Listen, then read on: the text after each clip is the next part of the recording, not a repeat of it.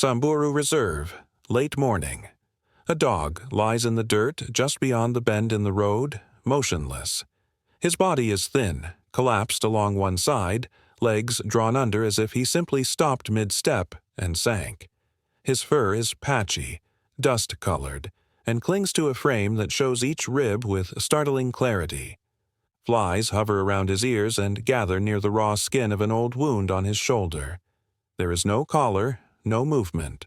Only the slow rise and fall of breath, shallow, irregular, barely enough to mark that he is alive. The road beside him is quiet, save for the loose crunch of sandals approaching. A woman walks slowly, a canvas bag on her shoulder, her head wrapped against the sun. She glances once and keeps walking. Then she stops. She turns back. The pause stretches. Her body shifts with decision. She steps off the road and kneels beside him, the dust pressing into the fabric of her skirt. Her hands hover for a moment, unsure where to begin. The dog does not lift his head. He does not flinch. His ears remain flat, eyes half-lidded in the direction of her shadow. She pulls a plastic bottle from her bag, half-filled, and unscrews the cap. The water inside is warm from the sun. She tilts it carefully over her palm and lets the first drops fall. The scent of water cuts through the dry air. The dog's nostrils twitch once. It is the first sign.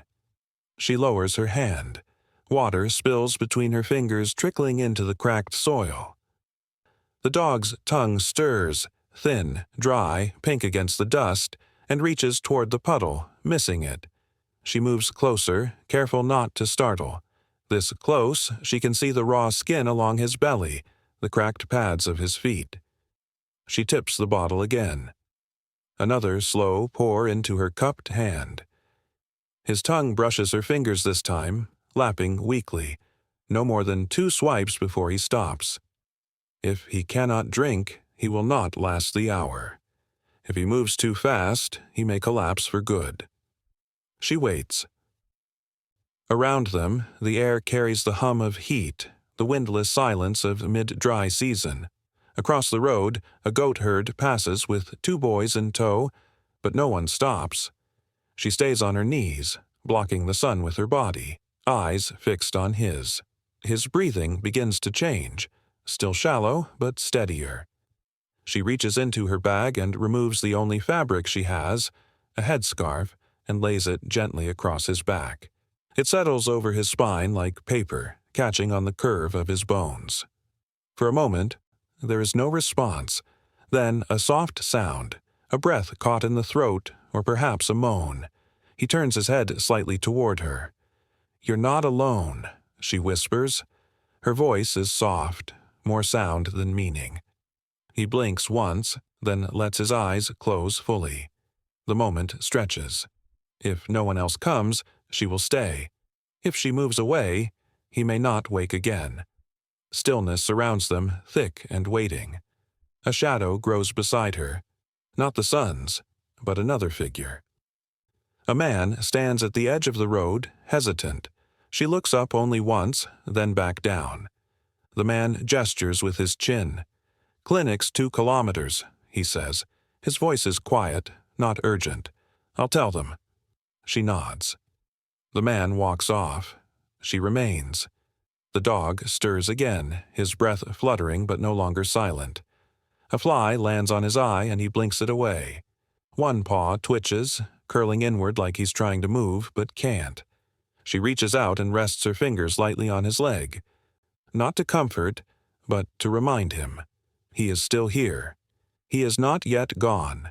If the van takes too long, it may be too late. If he survives the hour, he may survive the day.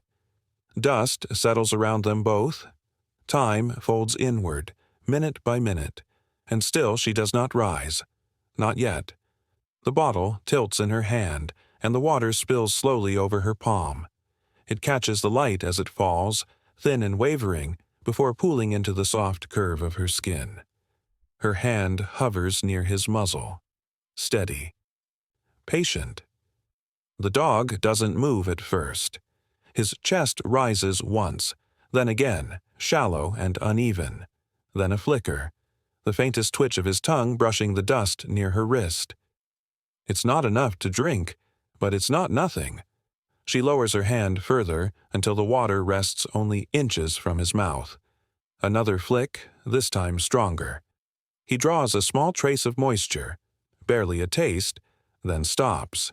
His body remains still, but the message is clear. He is not gone. She refills her hand. The plastic bottle crackles faintly as she tips it again, careful not to spill too much. Time slows into long, repeating movements. Pour, wait, offer, withdraw. The woman's legs ache beneath her, but she does not shift. Around them, the roadside remains empty. The sun climbs a little higher. Her skin flushes with heat. She wipes her free hand against her skirt and pours another small pool. The dog blinks, once, then again. His tongue reaches for her hand. This time, he finds it.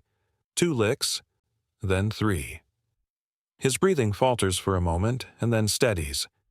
Each time he drinks, it's no more than a mouthful. But his ears twitch now, and his eyes stay open. The flies no longer settle on his face. She brushes them away without speaking. Her scarf remains draped across his back, anchored by a smooth stone. When the breeze shifts, it lifts slightly at the corners like wings. The woman pours again, watching the water slide between her fingers. She speaks quietly only once. Slowly, she says. Her voice is barely audible over the hum of the day. A bird calls in the distance. The wind carries the scent of dry earth and old grass. Nothing around them suggests urgency, but she knows the edge they walk. If he drinks too quickly, his body could reject it. If he stops again, they may not recover this progress. There is no margin. She pours one more time. The dog shifts slightly, his front paw dragging an inch toward her knee. His ribs lift with a deeper breath. One eye closes, the other stays open, watching. Her hand trembles from holding still too long. She flexes her fingers and refills them. His tongue meets her palm more directly now, no longer guessing. The dirt beneath him is damp in places where her hand spilled earlier. It will dry within minutes. She glances down the road. No sound of wheels yet, no dust trail. Just stillness. The dog coughs once, a dry, rattling sound, and lifts his chin a few centimeters off the ground. The effort costs him. He lowers it again quickly, breath catching, but he had moved. His body, for all its weakness, had chosen motion. She brushes the side of his face, slow and light. He does not pull away. A pause follows. Then his tongue lifts again, this time stronger. 3 full laps of water before he rests. If he keeps drinking, he might survive until help arrives. If he stops, this may be his final hour. She pours again, lips pressed together. The bottle is less than half full now, and she's careful not to waste a single drop. The dog's side rises and falls, no longer shallow but still uneven. His paw flexes once against the dirt, curling and relaxing. Behind them, a soft rhythm begins. A distant engine climbing over the hill. The woman does not turn. She lifts her hand for another pour, this one slower than the last. The dog meets it. His eyes remain open. She shifts her knees slightly in the dust, one hand still open near the dog's muzzle. The bottle is nearly empty now, its shape crinkled and bent from use. The dog's tongue moves slower with each sip, not from strength but from sheer exhaustion. His head rests in the same patch of dirt, eyes half closed, breath shallower than before. She knows the risk hasn't passed. If his body cools too quickly, he'll weaken again. If the sun stays this strong, he could lose whatever strength he's regained. She adjusts her scarf and stretches it across his back. Tucking the fabric loosely under his side, a small corner slips and she gently anchors it with her hand. The dog does not react, but his breathing stays steady. Across the road, a figure leans in the doorway of a shop, watching. The woman glances up only once. No words are exchanged, just a shared awareness. Something is happening here that needs no explanation. After a moment, the shopkeeper disappears inside and returns carrying a dull metal bowl. He walks over and places it beside her without speaking, then steps back. The bowl is filled halfway with cool water, beads gathering on the outer rim. She nods once in thanks. Her hands are trembling now from stillness, but she lifts the bowl carefully and sets it near the dog's front leg. The dog doesn't move. His eyes remain closed. A faint twitch runs along the side of his mouth, but his tongue does not reach for the bowl. His ribs expand once, slow and thin. She leans slightly forward and wets her fingers, dabbing them against his lips. The water gathers along the edge of his mouth and disappears. He doesn't resist, but he also does not engage. It's a fragile balance. Too much help, and he may slip into shock. Too little, and his system might shut down from depletion. A small crowd has formed now, no more than 4 people, standing quietly a few meters away. One child whispers something, quickly hushed. The silence grows heavier. She keeps her eyes on the dog, wiping sweat from her brow with the back of her arm. The sun has shifted just enough to cast a thin shadow across them both. It is not full relief, but it softens the worst of it. Her breathing slows to match his. Each time he exhales, she waits. Each time he inhales, she counts. His front paw twitches again, dragging slightly against the dust. A faint pulse beats in the thin skin of his leg. She sees it now, the smallest indication that blood is moving, that something inside him is trying to respond. Still, he makes no attempt to rise. His head stays low, ear pressed flat against the scarf. The woman places one hand lightly on his side, steadying the cloth where the wind has begun to lift it. She says only one thing: "Stay with me." Another vehicle passes in the distance, too fast to stop. The small group disperses as the afternoon stretches forward. A single goat wanders near, nudged away by a quiet motion from the shopkeeper. The road returns to quiet. She remains seated in the dirt. If the dog tries to stand too early, he might collapse from the strain. If he doesn't stand at all, the coming hours will decide everything. The bowl sits untouched, but not forgotten. Her legs are stiff now. She shifts them under her slowly, keeping one hand on the scarf to maintain its shade. The dog lets out a soft, almost inaudible sound. Not a bark, not a cry. Just breath pushed against the silence. She listens. The fabric rises slightly with each movement of his ribs, and her fingers hold it in place. The wind presses a warm current around them. The shadows stretch longer. Nothing else moves. The heat settles into the curve of the afternoon. In the quiet, time stretches thin and slow. She has not moved far, only shifting now and then to ease the weight in her legs. The scarf remains across the dog's back, one hand keeping its edge from lifting in the breeze. The bowl of water sits near his front paw, still half full. He has not touched it. For nearly an hour there has been little change. No effort to rise, no push to turn, just the same shallow rhythm of breath, fragile and uneven. But now, almost imperceptibly, something begins to shift. His ribs expand with a fuller inhale. Not deep, but deeper than before. Then another. The pattern is no longer erratic. His breath slows and evens. She notices it gradually, uncertain if it is real at first. She leans in slightly, listening, counting. 1 breath, 2, pause, then another, each one steadier. His nostrils flare faintly with the movement, drawing in the scent of dust and distant livestock. A fly lands near his eye, and this time he reacts, a soft twitch of the lid that sends it away. The smallest signal, but a signal nonetheless. She doesn't speak at first. Her lips part slightly, as if to form a sound, but the moment doesn't ask for words. Instead, she dips her fingers once more into the bowl and lets the cool water trail along the edge of his jaw. He stirs under her hand. A shiver passes through his leg. brief like the nervous flick of a resting animal adjusting to light. His ear moves, flattening and then lifting again. There is no sign of fear, only fatigue. She wipes her hand across her skirt and settles back into the dust. The road remains empty. The earlier crowd has thinned. A few passers-by glance briefly, then continue walking. The sun slips past its peak. Shadows stretch wider. The woman folds her arms lightly around her knees, keeping close to the dog without touching him again. Every few minutes his chest rises and falls.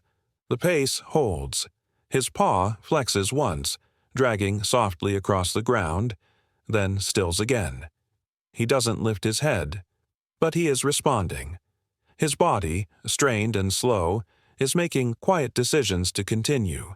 She lowers her face near his and speaks just above the hush of wind. "You're still here." The words are not for him to understand. They are simply placed into the silence, steady as a rhythm. The dog does not stir in response, but his breathing holds. She watches his side move, then settle. Each breath becomes an answer to the question that had hovered since she first knelt in the dust. If he maintains this rhythm, he might survive the next hour. If he falters again, there may not be another chance. There is no middle ground. She pours a little more water into the bowl. The sound draws a slight turn of his ear. He shifts slightly, his shoulder curling just enough to fold beneath him. The motion is uncoordinated, but it's his first voluntary movement since morning. She exhales slowly and remains still. The breeze moves across the road, lifting dust and soft grass. Around them, the world continues. A cart rolls past in the distance. A goat bleats once, then falls silent. The woman keeps her eyes on the slow rise and fall of the dog's side. The rhythm no longer stutters. It holds. The fabric of her scarf flutters near his spine. She doesn't adjust it. She just waits, watching breath follow breath. The low hum of an engine folds into the afternoon stillness, barely registering at first. The woman doesn't lift her head. She's been listening for it, but she keeps her eyes on the dog, watching the slow rise of his ribs. The breath still holds its rhythm, but it wavers now and then, a hesitation just long enough to remind her that nothing is certain. Dust kicks along the edge of the road as the vehicle turns the bend and rolls to a stop 10 meters away. Two figures step down, one in a faded veterinary shirt, the other carrying a bag slung across his shoulder. They speak in quiet tones. She doesn't speak at all. One of them crouches beside her, eyes sweeping across the dog's form without rushing. The other retrieves equipment from the back of the van, a small portable cooler, a pouch of saline, tape, gauze, a needle already prepped. The woman shifts slightly to give them space, but her hand stays on the scarf that still shields the dog's back. He doesn't lift his head. His breathing stutters once as they approach but doesn't break. The vet lifts the dog's front leg carefully and presses 2 fingers beneath the joint. A moment passes before she nods. There is a pulse, but it's faint. The skin along his back, when gently pinched, holds its fold too long, a clear sign of dehydration. The man opens the cooler and begins preparing a subcutaneous fluid line. They do not speak more than necessary. Only the steps matter now. If they act quickly, he might stabilize. If they delay or make a wrong move, his organs could begin to shut down. The woman stays silent. Her eyes follow every movement. The vet cleans a patch of fur near the shoulder and slides the needle under the skin. The bag is raised, gravity pulling the solution down through the tube. The fluid forms a soft swell beneath the skin, slow and steady. The dog winces once, but does not move. His body is too far gone for resistance. His eyes flutter, then close again. A third figure appears near the van, a volunteer with a soft blanket and an old crate. The dog is too weak to walk. If they lift him too quickly, the shock could send his system into collapse. If they wait too long, the heat will undo everything they've managed to hold. The team speaks briefly in hushed voices, weighing risk against time. The vet signals for the second bag of fluids, then reaches to check the gums. Pale, dry, but not cold. The woman leans in just slightly. She places her hand near the dog's front paw, not touching it, just close enough for him to feel the warmth of her skin. His ears twitch in response. A pause follows, fragile as a thread, before his paw shifts toward her hand. Only a few inches, but enough to mark intent. She whispers something. Almost there. Her voice is soft, not meant to move him, only to stay with him. The vet finishes taping the line and checks the swelling under the skin. The flow continues. They agree on transport. The crate is placed gently beside them. One blanket is folded inside, another will be draped over his body to hold the heat. The lift will need to be slow. 2 hands under the chest, 2 at the back. No sudden movement. Every second counts now. His body is responding, but it is on edge. If they jar him, his heart could stutter.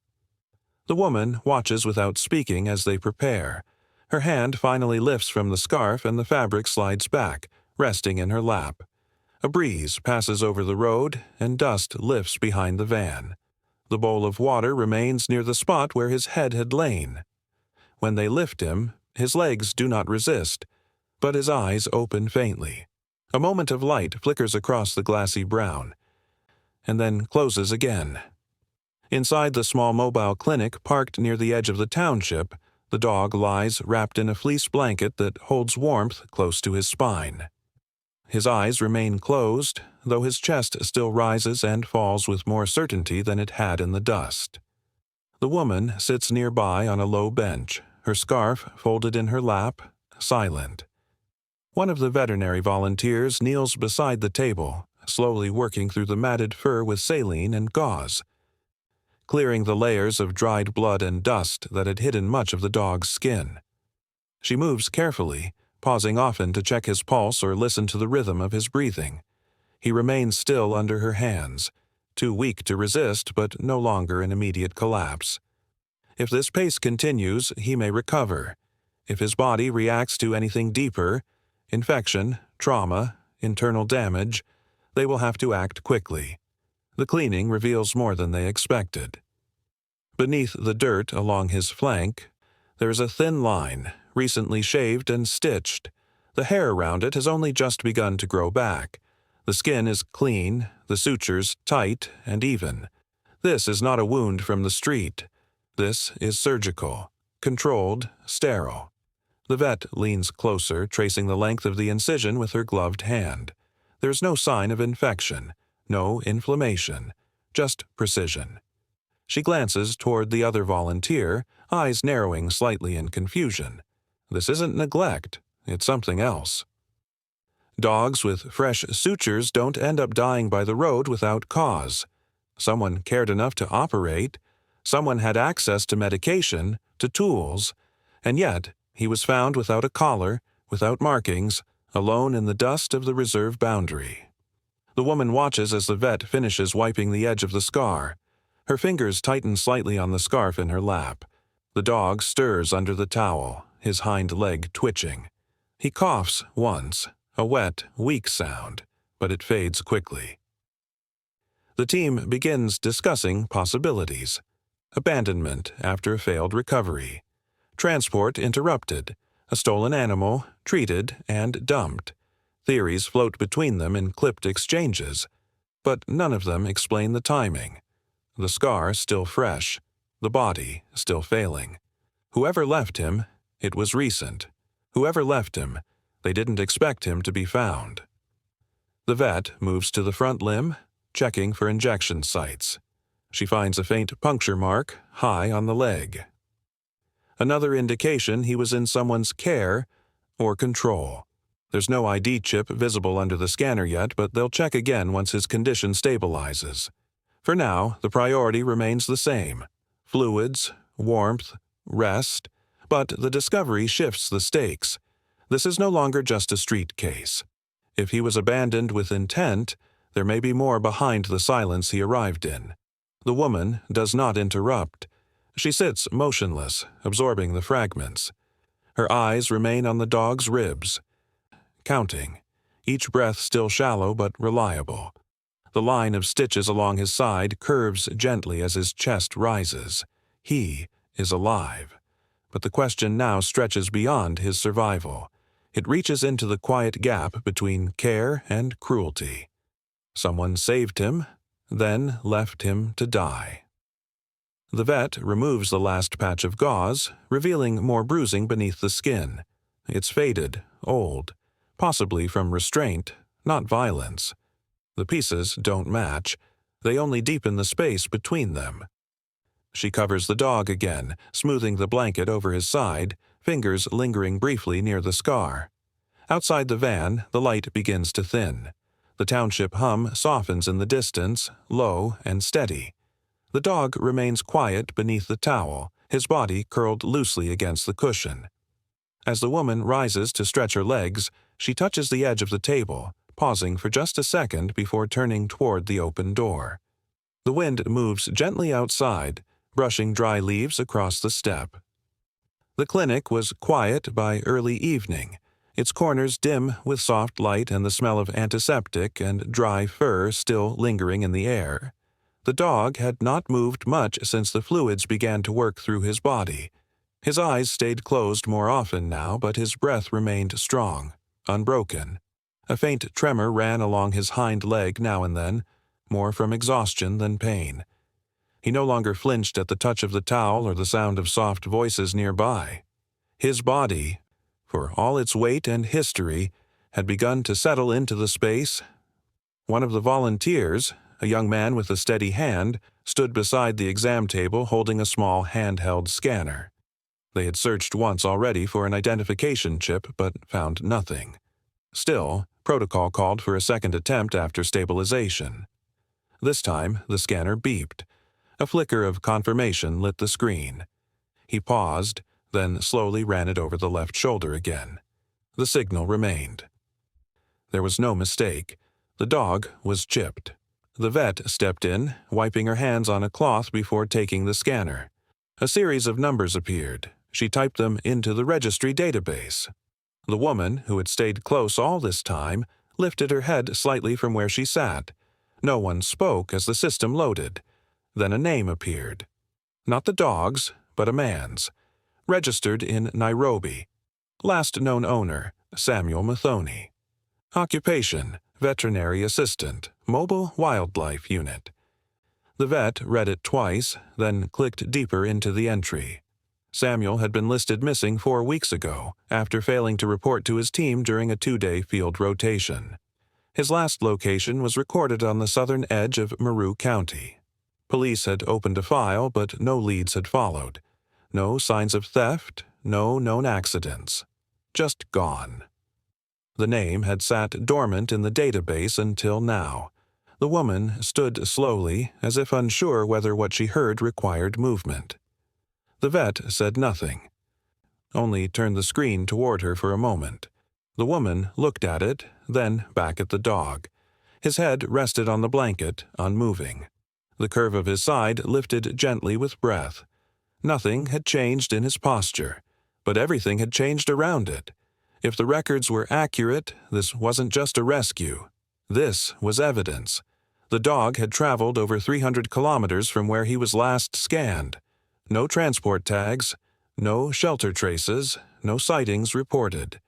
And yet here he lay, with fresh surgical stitches and the kind of medical handling that suggested recent, careful attention. Whoever had treated him knew what they were doing, but someone else had discarded him without warning, without name. The vet pulled a fresh sheet from the clipboard and began filling it out. A call would be made to the district office. Another to the Wildlife Service. If this dog had been left behind deliberately, he was more than abandoned. He was part of something that had not yet been seen. The woman reached toward his paw again, her fingers resting lightly across the curve of bone beneath his skin. She didn't speak. She didn't need to. The dog stirred faintly, ears lifting a moment before settling again. His pulse held, slow but present. The vet marked the scan result on his intake chart and stepped out to make the call. The light outside had begun to dim. Evening swept low across the street beyond the clinic windows, turning the air gold at the edges. In the quiet, the dog's body remained still beneath the towel, but something in the room had shifted. He was not lost anymore. Not nameless. Wind moved across the treetops, stirring a few dry leaves near the open window. Inside, nothing stirred but breath. 3 days pass beneath the slow rhythm of recovery. The clinic stays quiet in the mornings. The windows open to let in the soft light and the cooler air. The dog remains in the back room, his blanket folded neatly beneath him. The fluids have stopped now. He drinks on his own, slow but consistent. Twice a day he eats what is offered: plain rice, broth, small pieces of boiled chicken. His body, once collapsed and skeletal, begins to carry weight again. The wound on his side heals cleanly. The stitches remain in place, but the skin around them no longer sags with fatigue. Still, he does not stand. He shifts positions, lifts his head, tracks movement with quiet eyes, but his legs remain folded beneath him. The vet says it's a choice, not a failure of muscle, but one of caution. If he rises before he's ready, he may fall, and if he falls, trust in his own body may not return easily. On the 4th morning, the woman returns. She enters without announcement, her scarf tied loosely over her shoulder, a cloth bag in her hand. She does not speak. She moves slowly, stopping in the doorway of the recovery room, her fingers resting against the frame. The dog lifts his head at the sound, ears pricking forward. His gaze follows her as she steps in. She crouches a short distance away and lowers herself to the floor, her knees brushing the cool tile. For a long while, neither of them moves. Then, without signal or sound, the dog shifts. He leans forward slightly, placing weight on his front paws. There is a brief pause, as if gauging the ground. One paw stretches forward, then the other. His back legs tremble as he tries to unfold them. The first attempt fails. Not a collapse, just a hesitation. He lowers back onto his side, chest rising quickly. The woman remains still. She watches his breath slow again. After a moment, he tries once more. This time, the movement holds. His legs push up beneath him, shakily, uneven. His stance is low, almost crouched, but his body is vertical. He stands. The vet, watching from the hallway, says nothing. There is no applause, no praise, only the quiet shift of weight as the dog adjusts his balance. He takes one step, then another. The blanket crumples behind him. His back legs still falter at the joints, but he walks toward her with care, stopping just beside her folded knees. She does not reach out. She waits. He sniffs the air between them, his nose brushing lightly against the cloth of her skirt. Then he sits. Not abruptly, not as though spent, but with the calm intention of rest. His ribs show less now. The scar along his side has faded to a pale pink line. He blinks, slow and deliberate. She whispers something he does not need to hear. If he had stayed down another day, the muscles might have weakened past recovery. If he had rushed, the fall could have undone the healing. But this was his pace. She rises quietly, walking back to the bench near the door. He watches her move, then follows, not closely, not urgently, just enough to match her rhythm. She waits near the threshold, her hand resting lightly against the open frame. He stands beside her, his posture uncertain but steady. Outside, the wind moves low through the trees, carrying the sound of leaves and soft earth. The street is quiet. The sky holds a thin stretch of cloud across its edge. She steps into the sunlight. He follows.